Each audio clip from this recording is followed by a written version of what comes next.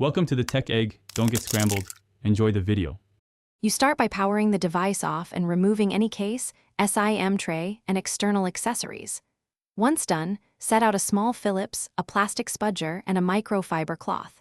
Inspect the button area closely for debris, liquid residue, or a misaligned bezel. This is often the cause.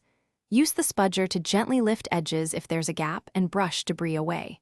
Make sure to keep screws organized, you'll need them again. This quick inspection saves time and prevents unnecessary deeper disassembly. You now open the device following its teardown pattern. Peel or unscrew the panel and expose the home button assembly. Once exposed, disconnect the battery to avoid short circuits. Then inspect the ribbon cable and connector for corrosion or bent pins. That explains intermittent failure. Clean the button contacts using 90% isopropyl on a cotton swab and a soft brush, then dry fully. Reseat connectors firmly.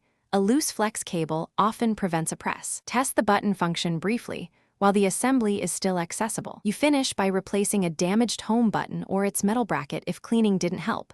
Modern buttons wear or the tactile dome can fail. Reassemble in reverse order, reconnect the battery, and tighten screws evenly. Do not over-tighten. Power on and test multiple presses and long presses to confirm functionality. If the button still fails, try software recalibration or a factory reset as a diagnostic step. If hardware issues persist, seek professional repair. Don't force parts, which can cause further damage. Thanks for watching. Consider subscribing if I helped unscramble your problems.